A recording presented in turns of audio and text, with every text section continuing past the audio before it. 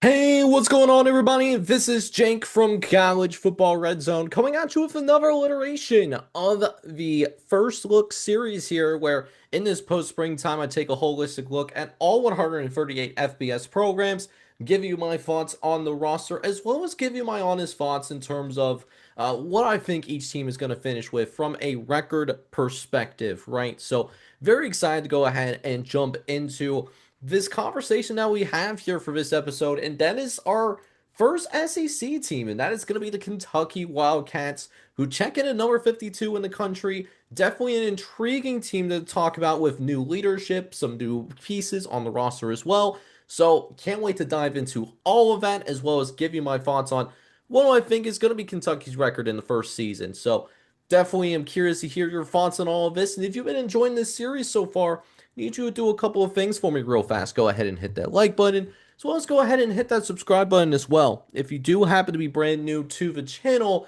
And so let's go ahead and get into things here with the Kentucky Wildcats. And it's a new era of Kentucky football this year. Will Stein will end up taking over after Mark Stoops has been in charge of his Kentucky program for such a long time. But now it's Will Stein's time to shine, right? No pun intended there. Comes over as the offensive coordinator from Oregon, and saw some really good moments. Obviously, Oregon has been seen as one of the more prolific offenses in all of college football and helped Will Stein develop Dante Moore after he transfers in from UCLA a couple of years ago and turn him into a top five caliber draft pick that if he would have stayed in the NFL draft process, would have been drafted in the top five. He would have been at least QB2, and then maybe there's an outside shot of him being quarterback one in this previous draft class. He was that good at developing on the offensive side of the ball. And so now comes over to Kentucky and gets to work in terms of transforming Kentucky football. And it starts with the offensive line. There was some significant turnover in terms of the offensive line because they had three offensive linemen go to the NFL draft. Jalen Farmer, Jagger Burden, and Joshua Braun. Like all of those guys went to go into the NFL draft to play professional football. And so, but in spite of the fact that they had three offensive linemen go to the NFL draft, I think their offensive line is going to be just as good as last year. I mean, Lance Hurd is transferring in from Tennessee. I think he's going to do a great job as a blindside backer for the blocker for the quarterback, who I'm going to touch up on in a little bit. And then they also brought in some two nice pieces on the interior offensive line. Colton Price from Baylor, as well as Tangra Chabola from Ohio State. Both of those guys are going to be expected to start right away, and they're going to fill in this gap that was left by some of this NFL caliber offensive linemen that Kentucky lost last year. So even though they had free offensive linemen, I mean, it's still a push for me, right, in terms of seeing what Kentucky football is going to be like. But then you could also argue that there was an upgrade at the quarterback position, and that's even with knowing that Cutter Boley, he had some good moments. He really did. Now transfers to Arizona State, and listen, he threw for 2,000 yards and 15 touchdowns. But the kid that they brought in, I think, is going to be more naturally gifted. I think he has a higher ceiling for sure than what Cutter Boley had. Again, like no disrespect to Cutter Boley, I think Arizona State got a nice quarterback. But man, Kenny Mitchell, like he's a really good football player. He didn't get much of a chance to show that because of the fact that hey, CJ Carr, like CJ Carr won that job at Notre Dame last year. There was a reason why Steve Ongeli left in the spring transfer portal window to go play at Syracuse, and then Kenny Minchie ends up doing the same thing. Like it wasn't because like these two kids obviously can't play, because we saw this with Ongeli, and Ongeli can absolutely play, and he played extremely well at Syracuse. And then Kenny Minchie has that kind of talent as well, just didn't show it because he was the backup last year for CJ Carr. But CJ Carr is just a dude, man. And so Kenny Minchie now comes out here paired up with Will Stein. I think that's an incredible pairing. I think Kenny Minchie enters a really nice situation, having three really quality offensive line. He's going to have a nice offensive line in front of him, one that is just as good as what it was last year, because that was one of the strengths of Kentucky's football team. For as bad as what Mark Stoops' teams looked over the last couple of years, you can always rely on the trenches for Kentucky. And that's always a physical team. And that's going to continue here even under Will Stein, right? So Kenny Mitchie, he gets his opportunity to start, and I think he's going to make full advantage of it here in Lexington, Kentucky. So you love that for him. Now, I do worry a little bit about the offensive weaponry because they did lose two offensive weapons again to the NFL draft in Seth McGowan at running back, as well as Kendrick Wall at the wide receiver position as well. And to be honest with you, I mean, I don't think they did as good of a job in replacing that offensive weaponry. And that's even knowing that, hey, not only did you lose Seth McGowan, who is your top running back, well, you also lose your backup running back to Georgia. He transfers to Georgia. That is Dante Dowdell, who had almost 600 total yards and 3 touchdowns for you last year. So I am worried, particularly about that running back room. Also have some concerns about the wide receiver room going into this season as well. Not as worried because I think Shane Card, who transfers in from Southern Utah, I think he can surprise a lot of people. The Thunderbirds receiver had 750 yards and 4 touchdowns last year. So I think Shane Carr can do some really good things here in terms of their ability to kind of make some big plays. So I'm really curious to see how Shane Carr looks in Will Stein's offensive system here in year number one. Just someone to certainly keep an eye on. But then one last major question that I do have is that defensive line. They lose Jerron Smith to Louisville. So you have someone going to a rival, which is always such an egregious thing. I hate that we see more and more college athletes do this. Like, I could not imagine even 10 to 15 years ago someone from Ohio State transferring to Michigan, for example, and vice versa, or someone from Miami transferring to Florida State and vice versa. Like it's you would never imagine that would happen, but Jerron Smith did it.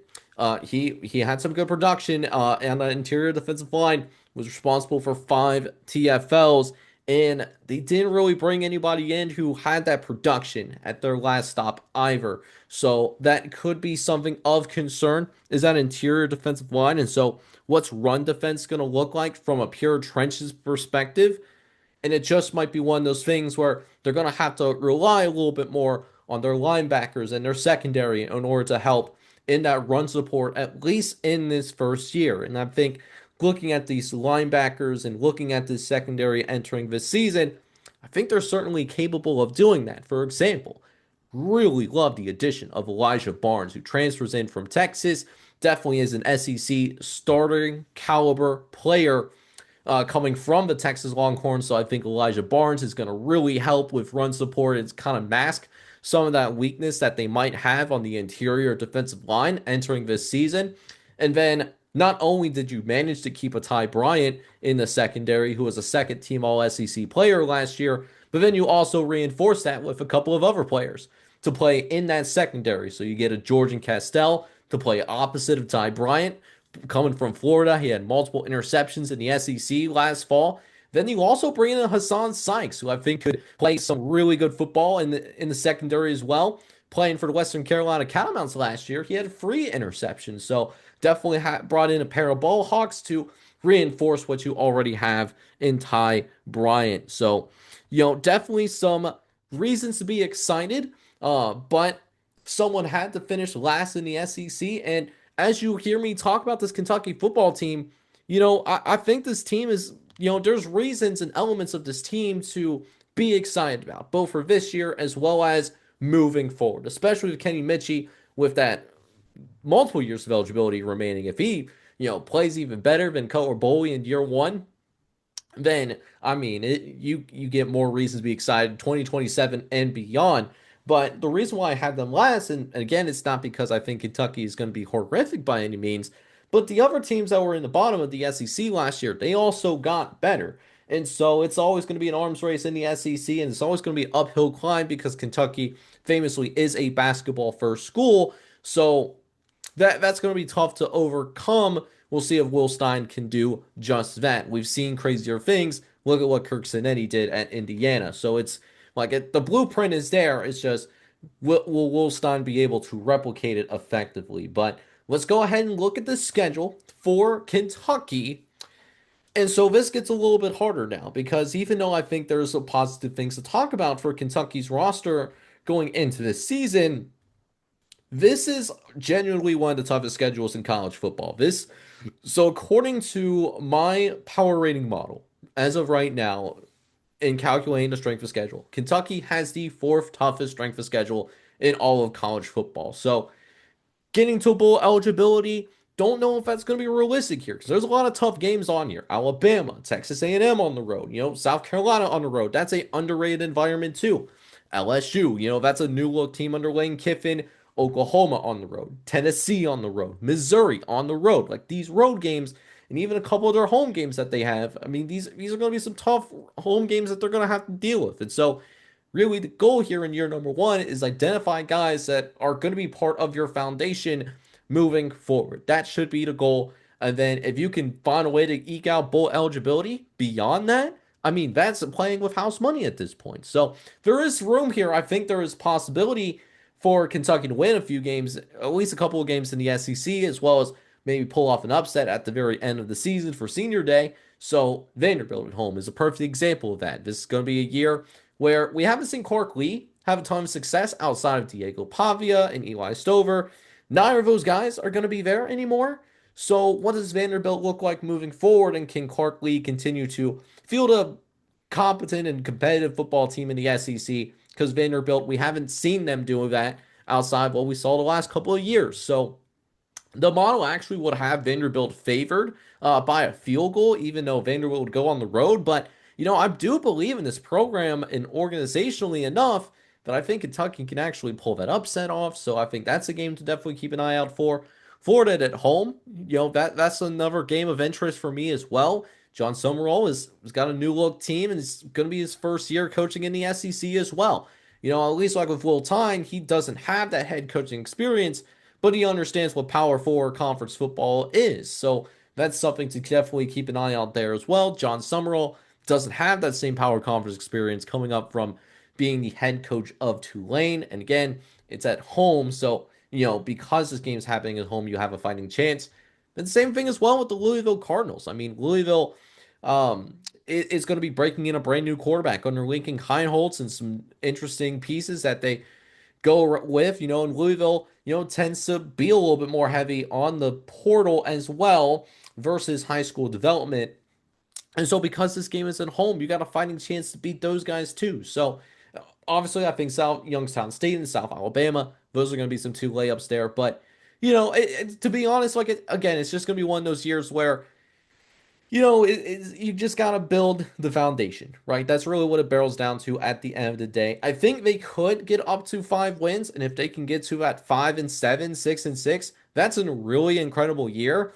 But even if you finish 3-9, which is what I'm kind of suggesting here with my record prediction, but you understand what that foundation is going to be, and then you kind of implement and add through high school recruiting, as well as maybe add some supplemental pieces later on down the line. I mean, there's a path here for Kentucky football to be turned around and be what it was under Mark Stoops' prime during like the 2010s, for example, right? So very curious to hear your thoughts on this team that I have 3-9 and coming in as my 52nd ranked team in college football.